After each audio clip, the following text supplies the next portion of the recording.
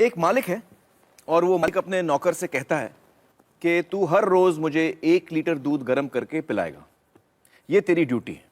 तो नौकर रोज 1 लीटर दूध पिलाता था। कुछ दिन बाद नौकर जो है उस दूध में से 1/4 लीटर दूध खुद पी जाता था और बाकी दूध में पानी मिला के मालिक को पिलाता था। फिर कोई मालिक से शिकायत करता है कि साहब ये जो नौकर आपने रखा है ये दूध में गड़बड़ करता है। तो मालिक ने कहा अच्छा ऐसा है क्या, और उसने नौकर की निगरानी के लिए एक और नौकर रखा। अब 2 नौकर हो गए, तो दोनों नौकरों ने 1/4 लीटर दूध खुद पीना शुरू किया और बाकी दूध में वो पानी मिला के मालिक को पिलाते थे। कुछ दिन बाद फिर मालिक को कुछ लोगों ने कहा कि आपके ये 2 नौकर जो हैं वो दूध में पानी मिला के पिला रहे हैं आपको। तो उसने कहा अच्छा ऐसा है। तो उसने एक और नौकर रखा, बोला इन दोनों पे निगरानी रखो। अब 3 नौकर हो गए, तो तीनों 1/4 लीटर दूध पीते थे, मालिक को 1/4 लीटर दूध में पानी मिला के पिलाते थे। मालिक की तबीयत भी थोड़ी कमज़ोर होने लगी, थोड़ा वीक हो गया वो। फिर किसी ने कहा कि आपका स्वास्थ्य बड़ा गड़बड़ हो गया है, आप तो बहुत कमज़ोर होते जा रहे हैं, ये नौकर आपके बड़ा गड़बड़ कर रहे हैं। तो उसने बोला अच्छा ऐसा हो रहा है क्या। तो उसने एक और नौकर रखा, बोला इन तीनों पे निगरानी रखो कि ऐसा ना हो। अब जब 4 नौकर रख लिए तो दूध तो 1 ही लीटर था। थोड़े दिन ठीक मिला, फिर चारों नौकर मिल गए और दूध पीने लग गए। अब मालिक को क्या पिलाएं। तो वो क्या करते थे कि जब मालिक सो जाता था तो जो दूध पे थोड़ी मलाई जमती है ना ऊपर, वो मलाई लेके मालिक की मूंछ पे लगा देते थे। सुबह मालिक उठ के कहते कि बड़ी भूख लग रही है, तुम लोगों ने रात को दूध नहीं पिलाया। तो कहते नहीं नहीं मालिक पिलाया, आपका हाजमा खराब है, आपकी तबीयत ठीक नहीं है। वो कहता क्यों कैसे। और फिर वो मालिक को आईना दिखाते, कहते ये देखिए साहब अभी भी प्रूफ है। कौन सा प्रूफ है, आपके मूंछ पे देखिए मलाई जमी हुई है। तो अब मुझे बताइए दोस्तों कि ये कहानी है या हकीकत। हकीकत है। तो इसमें मालिक कौन है और नौकर कौन है। हाँ आप बताइए। इसमें मालिक जो है जनता है और नौकर जो है वो सरकार है। हाँ बिल्कुल सही पहचाना आपने। आप लोगों ने भी ये बात पहचान ली थी। दोस्तों अब मुझे बताइए कि ये जो बड़े बड़े घोटाले होते हैं देश में और जो पैसा लूटा जाता है वो किसका पैसा जाता है। हाँ हाँ आप बताइए। सरकार का। सरकार का पैसा जाता है। लेकिन सरकार के पास ये जो पैसा आता है वो आता कहां से। हाँ हाँ बताइए। टैक्सेस। बिल्कुल सही, टैक्सेस से। अच्छा आप में से कितने लोग हैं जो टैक्स नहीं भरते। जरा संभाल के जवाब दीजिएगा, इनकम टैक्स डिपार्टमेंट देख रहा है ये शो। बताइए आप में से कितने ऐसे हैं जो टैक्स नहीं भरते। तो कई लोग हैं यहां पर जो टैक्स नहीं भरते। दोस्तों यही सवाल हमने देश में अलग अलग किस्म के लोगों से पूछा और उन्होंने हमें क्या जवाब दिया, आइए देखते हैं। आप टैक्स भरते हैं? टैक्स किस बात का। टैक्स मेरेंगे इतना इनकम ही नहीं है कि मैं टैक्स भरूंगा। यहाँ कमाने खाने को तो पूरा नहीं पेट भरता, कहाँ से टैक्स भरूंगा साहब। टैक्स इतनी कमाई नहीं होती, टैक्स कहाँ से दूंगा। बैंड वाले हमको क्या पता है कि टैक्स क्या होता है। किसका टैक्स है ये? आप टैक्स भरते हैं? किस चीज का टैक्स मतलब? हम टैक्स नहीं भरते। सर ड्राइवर आदमी हो, 10,000 का नौकरी कर रहे हो, उसमें टैक्स क्या भरे। क्या आप लोग टैक्स भरते हैं। नहीं नहीं काय का भरते टैक्स नहीं भर। हम छोटे आदमी लोग नहीं भर पाएंगे, नहीं भरते। अरे पैसा ही नहीं तो टैक्स काहे को भरूंगा। नहीं टैक्स वैक्स मेरे को मालूम नहीं उसके बारे में। टैक्स में नहीं भरता। नहीं टैक्स फिलहाल नहीं भरता हूँ। हम नहीं भरते। नहीं नहीं नहीं नहीं नहीं नहीं।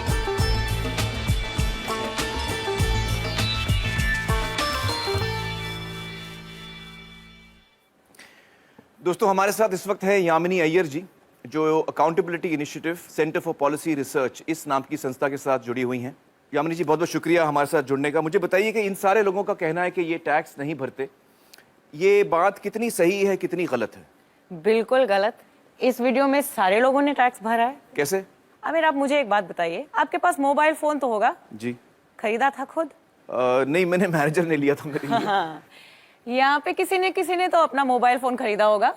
मोबाइल फोन के जो बक्से के पीछे वो पर्ची है उसको ध्यान से देखा था। उस पे क्या लिखा हुआ है, इंक्लूसिव ऑफ टैक्सेस। तो जब मोबाइल फोन खरीदा तो आपने भी टैक्स दिया, सभी ने टैक्स दिया और जब मोबाइल फोन का बिल भी भरते हैं तो उस पे भी टैक्स देते हैं। लेकिन हर आदमी तो मोबाइल फोन नहीं खरीद पाता। मोबाइल फोन को छोड़िए, अगर आप सोचें आपके रोज की जिंदगी में सुबह से लेकर शाम तक जिन सभी चीजों का आप प्रयोग करते हैं वो कहीं से आपने खरीदा तो टैक्स दिया, टूथपेस्ट खरीदा टैक्स भरा, ब्रश खरीदा टैक्स भरा, कोम खरीदा टैक्स भरा, खाने पीने की चीजों पर भी टैक्स पड़ता है। जो कुछ भी पैकेज से आपने खरीदा, चिप्स खरीदा, पैकेज नमक खरीदा या चीनी खरीदा, उस पे टैक्स, दाल खरीदी उस पे टैक्स, चाय की पत्ती उस पे टैक्स। तो हर चीज पे टैक्स लगता ही है। जब सभी ने कहा यहाँ पे कि उन्होंने टैक्स नहीं भरा, उनके मन में एक ही सोच था, मेरी आमदनी नहीं है या शायद कम है, जिसकी वजह से मैंने अपना इनकम टैक्स नहीं भरा। बट असल में दो टाइप के टैक्स होते हैं, एक डायरेक्ट टैक्स जिसका एक उदाहरण है हमारा इनकम टैक्स, और दूसरा इनडायरेक्ट टैक्स। और अगर इन आंकड़ों को ध्यान से देखोगे तो पता लगेगा कि ये जो 1/3 टैक्स केवल ही वो है जो हमारी डायरेक्टली इनकम टैक्स वगैरह से सरकार में आपका पैसा पहुंचता है। जी जी जी। बाकी जो टैक्स है, जो बड़ा हिस्सा है वो अपने इनडायरेक्ट टैक्स से आता है। जो चीजें हम खरीदते हैं सबसे ज्यादा वहां से आता है। तो 2/3 वहां से आता है। बिल्कुल, सुबह से लेकर शाम तक टैक्स भरते रहते हैं हम। तो इसका मतलब ये हुआ कि हर हिंदुस्तानी, चाहे वो गरीब आदमी हो अमीर आदमी हो, टैक्स भरता है। बहुत बहुत शुक्रिया यामिनी जी हमसे बातचीत करने का। Thank you so much. Thank you. तो दोस्तों अब मैं दोबारा आपसे पूछना चाहता हूं कि जब देश में कोई घोटाला होता है और कोई भ्रष्ट नेता या भ्रष्ट अधिकारी सरकार का पैसा लूटता है तो वो असल में किसका पैसा होता है? हम सब का पैसा जाता है, हम सब का जाता है। बिल्कुल सही। मुझे अक्सर ताज्जुब होता है दोस्तों कि जब भी कोई घोटाले की खबर आती है तो मैं देखता हूं कि लोग बड़ा मजा लेकर उसकी बातें करते हैं, हंसते भी हैं कि यार वो 10,000 करोड़ उड़ा के ले गया, कोई 20,000 करोड़ उड़ा के ले गया। इस दफा जब आप कोई घोटाले की खबर पढ़ें तो ये जानकर पढ़ें कि किसी ने हमारे रोज की मेहनत की कमाई का पैसा लूटा है। अच्छा मुझे बताइए कि यहां पर कौन कौन है जिनकी पर्सनल वेल्थ यानी खुद की संपत्ति 10 लाख से ज्यादा है? आप हैं 1 2 3 4 5 6 लोग हैं। तो बहुत ही कम लोग हैं यहां जिनको लगता है कि उनकी संपत्ति 10 लाख से ज्यादा है। चलिए दोस्तों अब हम अपने अगले मेहमान से मिलते हैं, श्री शुभ्रत दास, जो centre for budget and governance accountability इस नाम की संस्था के साथ काम करते हैं। आइए शुभ्रत जी।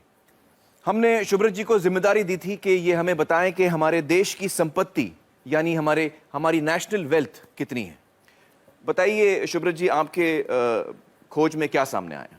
आमिर, आपने हमें समय बहुत कम दिया, इसलिए ये आकलन हम लोग पूरा तो नहीं कर पाए हैं। जी। फिर भी 2 बड़े चीज़ों का आकलन हमने किया है। जी।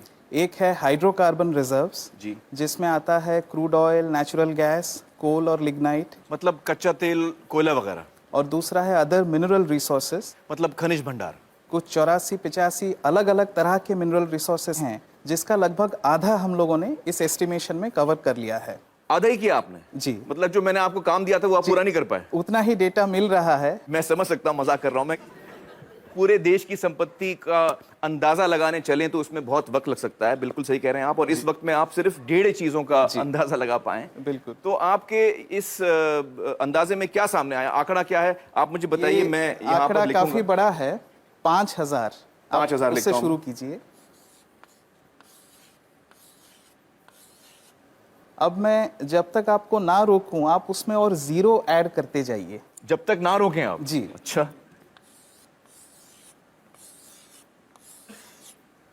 कुछ और जीरोस लगाइए।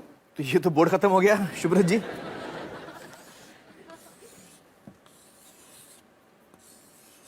और लगाइए। और लगाओ जी,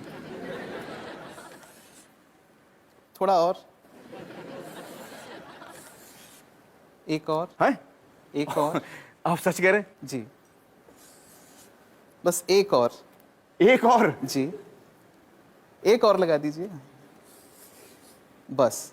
तो ये कितना बड़ा आंकड़ा है मुझे बताइए आप। ये है 5,000 लाख करोड़ रुपए। 5,000 लाख? 5,000 लाख करोड़ रुपए? 5,000 लाख करोड़ रुपए। मुझे अभी तक समझ में नहीं आ रही है कितना बड़ा फिगर है। अच्छा हमें बताइए कि हमारे देश की जो आबादी है वो करीबन 120 करोड़ की है। तो अगर हम इस आंकड़े को 120 करोड़ लोगों में बांटें तो उसका मूल्य कितना होता है? 40 लाख रुपए। 40 लाख। जी। तो इस वक्त हम आराम से कह सकते हैं कि हम सब 40 लाख के मालिक हैं अपनी अपनी जगह पर, जब हमने सिर्फ 1.5 चीजों का अंदाजा लगाया। चलिए, बहुत बहुत शुक्रिया शुभ्रत जी हमसे बातचीत करने का। Thank you so much.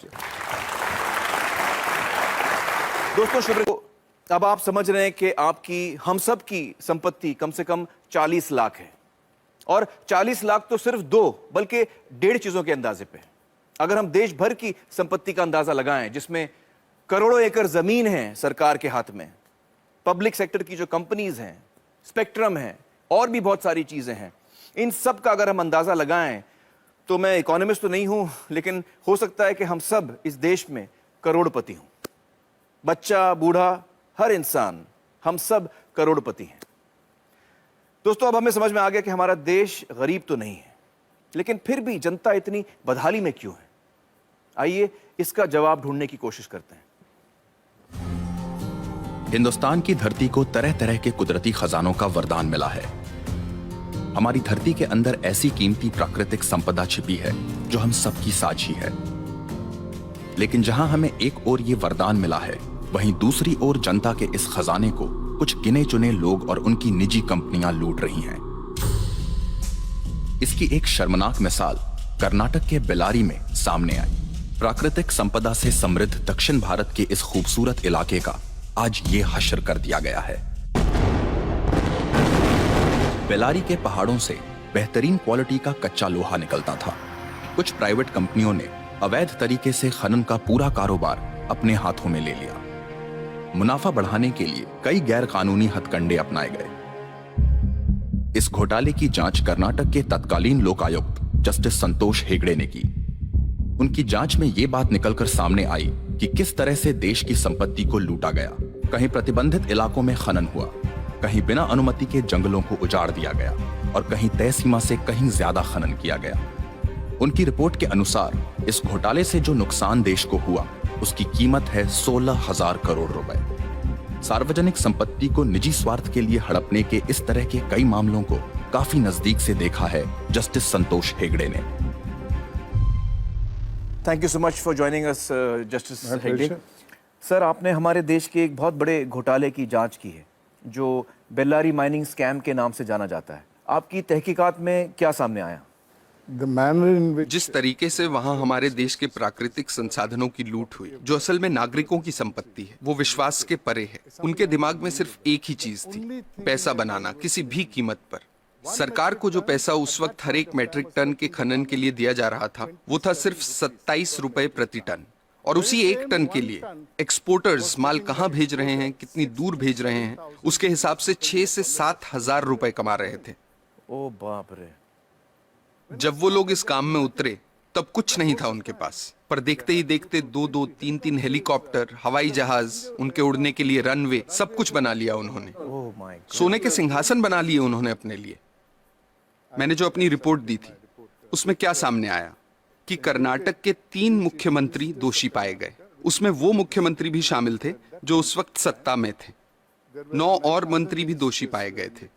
उसके अलावा 797 अधिकारी, जिसमें 14 IAS अफसर थे, कर्नाटक एडमिनिस्ट्रेटिव सर्विस के अफसर थे, और कई और विभागों के अफसर, सब शामिल थे। मतलब लगभग पूरा प्रशासन इसमें शामिल था। मुझे लगता है कि हम सब के लिए एक बात समझना बहुत जरूरी है, खासतौर से जो नौजवान यहाँ बैठे हैं, कि जिस तरफ हम जा रहे हैं, अगर हम इस बर्बादी को यहीं नहीं रोकेंगे, इस पर अंकुश नहीं लगाएंगे, तो हम बहुत मुश्किल में फंस जाएंगे। देखिए, 1950 के दशक में एक घोटाला हुआ था, जीप स्कैम। उसमें देश को 52 लाख रुपयों का नुकसान हुआ। उस वक्त के हिसाब से एक बड़ी रकम थी, पर फिर भी आप देखिए कि 52 लाख में कितने जीरो होते हैं। और भी कई घोटाले थे। LIC में मुंद्रा घोटाला, भारत बैंक का डालमिया घोटाला, नगर वाला स्कैम सेंट्रल बैंक में। हर साल घोटाले होते थे। सोचने वाली बात यह भी है कि सब घोटाले तो बाहर भी नहीं आते हैं। 100 में से कोई 1 या 2 ही जनता के सामने आ पाते हैं। अब 2010 पे आते हैं। कॉमनवेल्थ गेम्स, 70,000 करोड़ का घोटाला। 2G scam, 1,76,000 crore. 2012 पे आइए, कोलगेट घोटाला, 1,86,000 करोड़। अगर 1,86,000 करोड़ रुपए का एक घोटाला होता है, तो देश की अर्थव्यवस्था पर क्या असर होगा, आप अंदाजा लगा सकते हैं। 1987 में देश के प्रधानमंत्री ने क्या कहा था, वो याद कीजिए। स्वर्गीय राजीव गांधी ने कहा था कि सरकार 1 रुपया गरीबों के लिए खर्चती है तो उसमें से सिर्फ 15 पैसे ही उन तक पहुंचते हैं। कुछ वक्त पहले कर्नाटक में हमने पढ़ा कि गरीबों को 1 रुपए किलो चावल देने की घोषणा हुई है, जिसके लिए सरकार एक मोटी रकम खर्च कर रही है। कुछ हफ्ते ही बीते थे कि अखबारों में ये रिपोर्ट्स आनी शुरू हो गईं कि जो पैसा गरीबों को 1 रुपए के हिसाब से चावल देने के लिए खर्चा जा रहा है, उससे जो चावल खरीदा जाता है वो या तो एकदम सड़ा हुआ होता है, या जहां अच्छे चावल की खरीद हुई है वहां उसे गोदामों से चुरा चुरा के प्राइवेट लोगों को दे दिया गया है। इस तरीके से पैसे की लूट हो रही है। कैसे बच पाएंगे हम? सर, इस तरह के घोटालों का, भ्रष्टाचार का आम लोगों की जिंदगी पर कैसे असर पड़ता है? आप अपने रोजमर्रा के खर्चों को देखिए। पिछले साल के मुकाबले इस साल कितनी महंगाई है, क्योंकि जो पैसा देश के विकास के लिए रखा गया है, जिसे देश की प्रगति के लिए इस्तेमाल में लाना चाहिए, वो पैसा 85% चुरा लिया जाता है। देश के प्रधानमंत्री ने कहा था, मैं नहीं कह रहा, मेरे अंदाजे से तो अगर 1988 में 1 रुपए में 15 पैसे ही सही जगह पर पहुंचते थे, तो आज 5 रुपयों में से 15 पैसे पहुंचेंगे। ये हो रही है हमारी तरक्की। हम लोग, आप हेल्थ केयर को लीजिए, सरकारी अस्पतालों को काफी नजदीक से मैंने देखा है कि वहां क्या हो रहा है। मैं आपको एक मिसाल देता हूं। 2010 में एक गांव की महिला डिलीवरी के लिए सरकारी अस्पताल आई, उससे पैसे मांगे गए, उसके पास पैसे नहीं थे। अस्पताल ने साफ इनकार कर दिया। महिला के साथ जो व्यक्ति था वो पैसों का इंतजाम करने गांव भागा। फिर अस्पताल वालों ने महिला को कहा कि यहां मत बैठो, बाहर जाओ। वो बेचारी उस हालत में सड़क पार करके बाहर बस स्टॉप पर जाकर बैठ गई। जब तक पैसों का इंतजाम होता, बाहर उसी बस स्टॉप पर उसकी डिलीवरी हुई। ये किस तरह के समाज में जी रहे हैं हम? मुझे लगता है कि लालच तो एक बात है, लेकिन लालची होने के साथ साथ हम अपनी इंसानियत भी पूरी तरह से खो रहे हैं। हम इंसान से शैतान बन रहे हैं। हमें इस बात से कोई फर्क नहीं पड़ रहा कि दूसरे लोगों के साथ क्या हो रहा है। हर जगह, हर डिपार्टमेंट का यही हाल है। कुछ ईमानदार लोग भी हैं। मैं ये नहीं कह रहा कि सभी 125 करोड़ लोग बेईमान हैं, लेकिन ज्यादातर लोग मजबूरी में ईमानदार हैं, क्योंकि उनके पास बेईमानी करने का मौका ही नहीं। आज के हालात ऐसे हैं कि एक आदमी जो बड़े ओहदे पे है, वो अगर दूसरे पर उंगली उठाकर कहता है कि आप भ्रष्ट हैं, करप्ट हैं, तो सामने वाला इनकार नहीं करता। वो पलटकर कहता है कि आप नहीं हो क्या भ्रष्ट? That's so true. That is so true. ऐसी सोच बन चुकी है। यहाँ जो नौजवान मौजूद हैं उनसे मैं कुछ कहना चाहता हूँ। Sure, please. मेरी पीढ़ी के लोग अब हालात नहीं बदल पाएंगे। अब सिर्फ आप ही हालात बदल सकते हैं। और आपके लिए अच्छी बात यह है कि लालच सब सरहदें पार कर चुका है, सिर के ऊपर निकल गया है। अब और ऊपर जाने की जगह ही नहीं बची। आपके पास मौका है उसे नीचे लाने का। ये काम आपको जरूर करना है, मेरी खातिर नहीं, अपनी खातिर, अपने बच्चों की खातिर।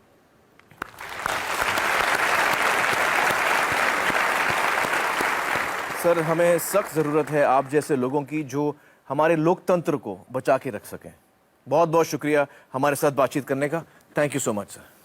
दोस्तों, सोचने की बात है कि जिनके हाथों में हम अपनी संपत्ति की चाबी दे रहे हैं, वो हमारी संपत्ति को कैसे लूट रहे हैं। आपको याद होगा मेरी मालिक और नौकर वाली कहानी।